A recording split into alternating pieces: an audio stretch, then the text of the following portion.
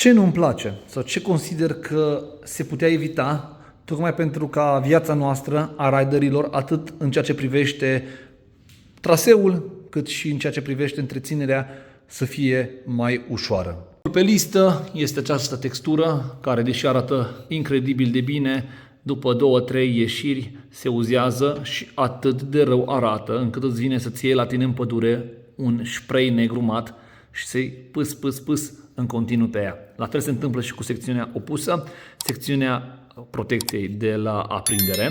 Spațiul acesta, care cel mai probabil inginerul de la KTM s-a gândit că ar fi super bun pentru a prinde și a mișca motocicleta, este, din punctul meu de vedere, degeaba. Este degeaba deoarece din poziția aceasta nu poți sau este de 2 ori mai dificil decât dacă avea o King în partea din spate și să prinzi motocicleta la propriu și să-i muți spatele, pentru că de fapt despre asta e vorba. Nu e vorba neapărat să ridicăm toată motocicleta, este doar să o mișcăm.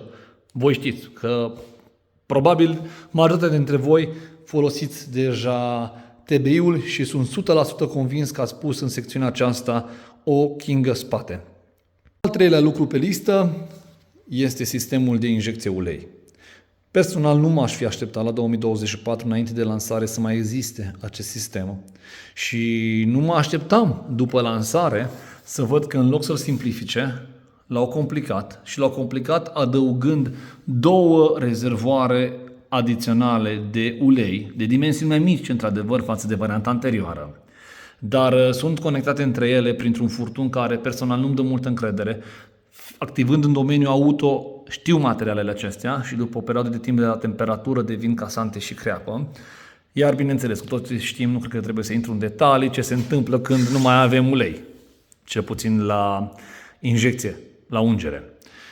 Acest lucru se putea evita, din punctul meu de vedere, se putea renunța complet, trebuia să rămână doar cu premixul din rezervor, un lucru care oricum deja se face. Am văzut că mulți dintre riderii de afară, cel puțin, nu din România, își deja anulează complet sistemul de ungere, cu pompă, cu tot, folosesc doar premix în rezervor, motocicleta funcționează perfect, nu sunt probleme majore și deja au 100-150 de ore, deci tind să cred că nu vor fi.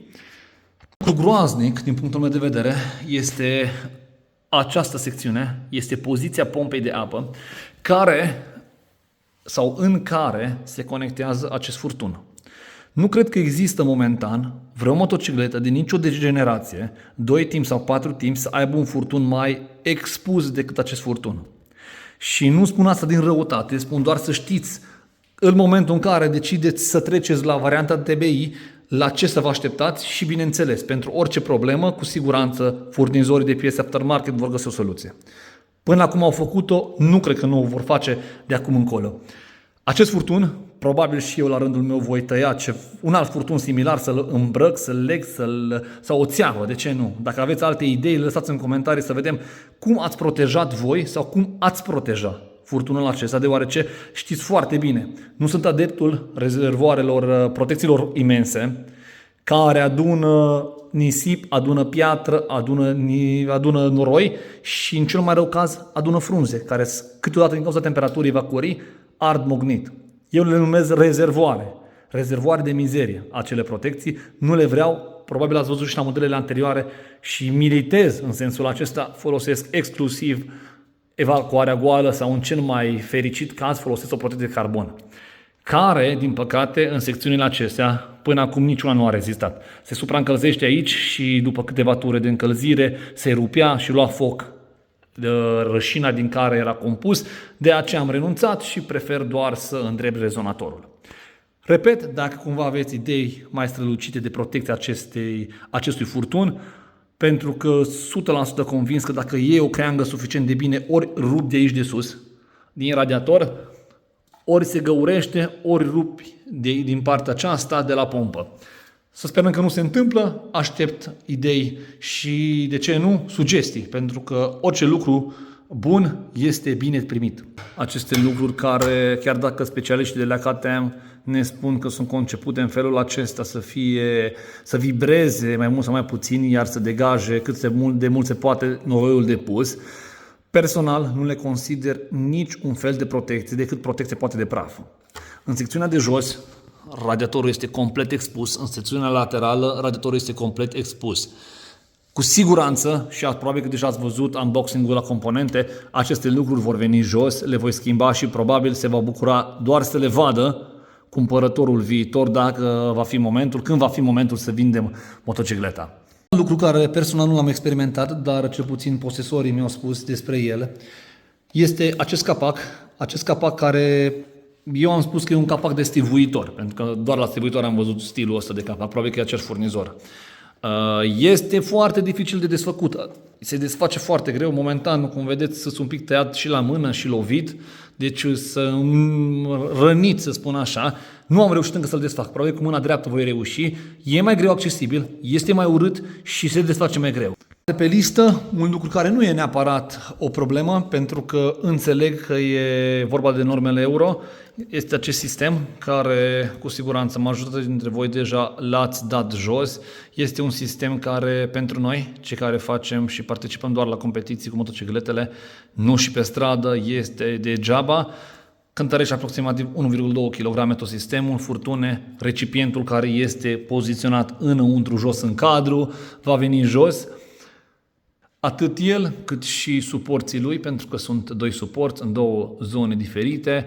Vom ajunge la secțiunea aceasta, vă voi arăta cât de ușor se face și cât de bine este că l-ați desfăcut practic, pentru că el, pe lângă furtunele astea care freacă în toate părțile și se umple cu noroi și păstrează mizeria, este și greu. Mai departe pe listă vreau să mă leg vorba aia și de șa. Se putea păstra același sistem, se putea inventa un orice alt sistem, dar nu acesta. Pentru că știu că, de regulă, atât în domeniul auto, cât și în alte domenii, aparent și în domeniul moto, germanii, în loc sau austriecii, în loc să facă lucrurile mai simple, le complică. Un exemplu clar dat din industria auto sunt distribuțiile de 3 litri de la Audi. Ei bine, această șa putea fi fixată, din punctul meu de vedere, oricum, dar au decis să o fixeze în felul acesta. Sunt niște cleme în partea de jos, în partea din spate și niște cleme în partea din față, să vi le arăt și pe acestea, după care totul, probabil deja ați văzut, eu am desfăcut înainte, se fixează într-un șurub. Acest șurub este înfipt, să spun așa, într-un plastic. Orice greșeală, orice grabă, orice neatenție, înlocuire a acestui șurub poate să distrugă sau poate să strice rezervorul. Deja cunosc unul dintre colegii noștri care a reușit, din păcate, din mică neatenție, să prindă filetul invers. A fost un coșmar să-și mai salveze rezervorul, dar a reușit. Pentru cei care sunteți interesați cum au făcut-o, lăsați-mi un comentariu și vom lua legătura cu el să ne spună. Ei bine, continuând la design, într-adevăr am omis un lucru la parte de lucrurile pozitive, să menționez faptul că este impecabil. Aș putea spune japonez este aliniamentul acesta de sus. Avem mufe, avem ECU, avem modulul care se va ocupa de tot ce înseamnă activare, faruri, pornire și așa mai departe, claxon, ventilator. Acest modul practic înlocuiește bucățica asta mică electronică, înlocuiește tot ce înseamnă relee, cablaje suplimentare și siguranțele clasice existente, dar, din punctul meu de vedere, dacă acest modul, din orice fel de problemă, în orice fel de circunstanțe, moare, noi avem de tras motocicleta. Probabil acesta a fost motivul inițial de ce s-a făcut atât de mare airbox-ul. Să ne mai încapă încă o kingă.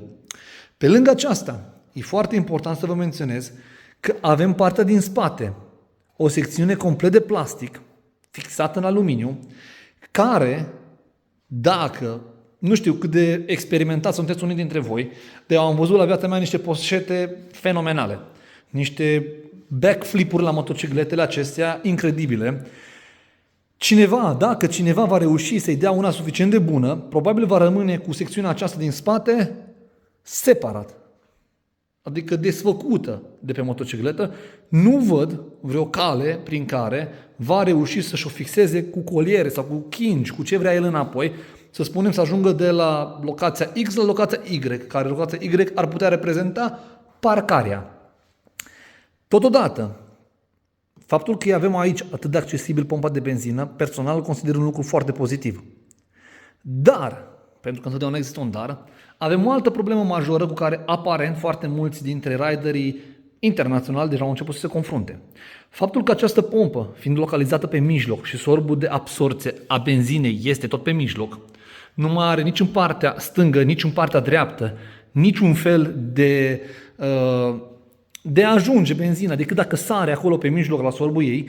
Sunt rider care cu aproximativ 1,5 litri, că mai a fost media, pentru că sunt care au rămas cu 1 litru, sunt care au rămas cu 2 litri. Cu becul aprins la benzină, fără benzină. Sau motocicleta pe urcare începea să se bâlbâie din cauza că, bineînțeles, nu avea benzină. Încă modelele acestea nu merg cu vapor de benzină sau cu aer, ceea ce e absolut normal și, în consecință, media fiind momentan pe toate grupurile, și cred că sunt aproape pe toate internaționale, este cam de 1,5 litri. 1,5 litri care este cărat tot timpul cu noi și nu-l vom folosi. Chiar dacă să spunem că suntem suficient de maniaci să ne schimbăm partea din spate, șuruburile toate la motocicletă de titan pentru a reduce din greutate, să dăm jos sistemul Euro 5, să scoatem afară și canistra de recuperare a gazelor cu carbonul activ, să mai facem ce știți voi, să nu folosim handguard-uri grele, să folosim doar fluturași, chiar dacă sunt riscuri majore la ele, și aș vrea să vă arăt un video dată despre cât de periculos este să dai cu fluturași. Dar probabil că vom ajunge la discuția asta când voi pune handguard-urile. O vei face degeaba, deoarece tu ai întotdeauna 1,5 litri în rezervor cu care ai șanse mari să nu poți ajunge la mașină. Faptul că nu e regulă să se întâmple acest lucru, dar se întâmplă destul de des. Deci trebuie să aveți în considerare și lucrul acesta. Nu vorbesc din răutate, nu intenționez să denigrez în niciun fel brandul KTM, Husqvarna, GazGaz și așa mai departe, deoarece și personal eu, din bani economisiți, l-am achiziționat. Îmi place și mie foarte mult, doar vreau să scot în evidență, probabil cineva va avea suficient timp să vizualizeze toate lucrurile acestea și nu doar să mă urmărească pe mine, pentru că sunt mulți rideri care sunt nemulțumiți de lucrurile acestea în principal și la modelele 2025 să le îmbunătățească. Adică să existe niște upgrade-uri suficient de bune ca lumea să fie mai mulțumită. Pentru că la cum stau vânzările actuale ale brandului KTM, lumea este destul de mulțumită. Chiar dacă aceste lucruri probabil nu neapărat negative din punctul tuturor de vedere. Pentru că acest review, această discuție care oarecum am cu voi, este strict din punctul meu de vedere și strict după ce personal am stat o oră și jumătate să mă învârt pe lângă noua achiziție, care, repet, îmi place enorm. Cum vă spuneam, partea de sus este ceas, aranjată impecabil. Pe cât de bine e aranjată partea de sus, pe atât de groaznic și aruncate toate aici în partea de jos, nu au nicio fixare, numai pur și simplu stau pe aici, strase în bandă izolatoare și la revedere. Probabil că în momentul în care s-a făcut quality control-ul și s-a decis, da, acest va fi modelul pentru următoarea generație, nu s-a mai uitat nimeni și de desubt. Furtunul de ulei, l-am observat prima dată, este presat aici între această mufă, care trebuie să caut o variantă să o fixez, este mufa de la senzorul de presiune, care și el a primit un nou setup, un furtun separat, și dacă vă uitați la cuplul de strângere, cum arată acolo înăuntru, nu știu cât de bine va focaliza camera, nu prea focalizează, la prima impresie ai vrea să-l desfaci, să verifici, să vezi, s-a fisurat sau nu, pentru că e foarte, foarte strâns, parcă e săpat în furtun. Ei bine, da, o să verificăm și partea respectivă. Deci aș reveni înapoi asupra discuției furtunului de ulei, care asigură ungerea, un lucru esențial motocicletei, motorului, care, bineînțeles, este aici într-un fel anume pus, să fie și el la număr. Conductele probabil se putea găsi o variantă mai bună, încă nu știu, voi vedea ce voi putea face să fie pe placul meu, deoarece cu siguranță mulți dintre voi nici nu aveți idee de lucrurile acestea, nici nu v-ați uitat, nu sunteți așa maniaci ca mine. Pot să recunosc că Nu am timp, dar pentru lucrul acesta mi-am făcut. De aceea, din cauza acestor lucruri care le-am observat, am avut puține rețineri în ceea ce privește să îi dau drumul la acest video sau să nu îi dau drumul.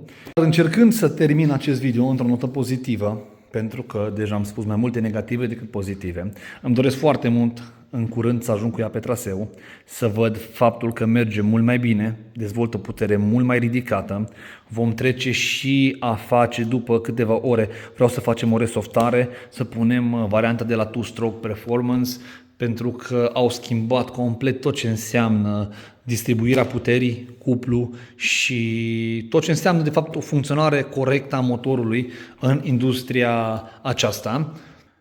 Urmează să echipez cu mai multe lucruri decât inițial mi-am plănuit. O parte dintre ele au venit, de aceea nu am mai refăcut videoul cu unboxing-ul, deoarece vom discuta despre fiecare parte, partea din spate, partea de la mijloc, partea din față, plastice. Am deja discutat cu Bogdan de la Sticker Box, va veni o grafică nouă pe gustul meu, am găsit de la UFO plasticele, le-ați văzut, vom pune Cycra sus și Full Protection FM Parts, deoarece le-am găsit până acum cele mai potrivite, cele mai rezistente. Tot ce am folosit pe 2019 a fost de-a dreptul incredibil, la propriu nu am avut niciun fel de problemă. Anvelopă pe spate, va fi un ples la început și față vom merge cu Michelin Enduro Medium, cum probabil deja ați văzut în primul video. Rămâneți aproape, sper că am transmis ideea care am urmărit-o. Ce puțin aș dori doar să vă formați un concept a ceea ce pentru început pentru mine înseamnă motocicleta 2024 KTM TBI. Iar dacă voi v-ați hotărât să faceți o schimbare, să faceți un upgrade, că va fi anul acesta, că va fi anul viitor, puteți profita de două variante. O variantă de discount ori de Black Friday care este spre sfârșite, o variantă de discount de Winter Sale care va veni, o altă variantă de discount de Spring Sale, iar de ce nu, pentru cei care sunteți suficient de ageri, probabil veți reuși să prindeți și niște fonduri de la Rabla. Motocicletele se pot achiziționa și cu Rabla. Eu am profitat de lucrul acesta, de beneficiul acesta și cu ajutorul unor prieteni de la București, probabil că toți să știți pe Sebi, el a fost cel care a orchestrat toată situația și m-a ajutat enorm de mult în achiziționarea ei. Până la videoul următor, rămâneți aproape, nu uitați să-mi lăsați opiniile voastre în secțiunea de comentarii. Dacă sunt alte lucruri care le-am omis și dețineți o motocicletă TBI 2024, indiferent că e KTM, GazGaz sau Husqvarna, lăsați-le în secțiunea de comentarii. Dacă sunt lucruri bune care nu le-am menționat, lăsați în secțiunea de comentarii. Dacă sunt lucruri rele sau lucruri care credeți că le-am omis sau nu le-am spus corespunzător, sau, de ce nu? Haideți să ne contrazicem pe anumite subiecte. Ne vedem pe secțiunea de comentarii. La Nordica Moto veți găsi discount de 10% pentru orice comandă folosind voucherul Transilvania Enduro, inclusiv uleiurile care le-am găsit a fi cele mai bune din Europa, nu doar pentru 2 timpi, cât și pentru 4 timpi. TransilvaniaEnduro.ro, hanorace, echipamente și puține accesorii, chiar esențialele în ceea ce privește enduro.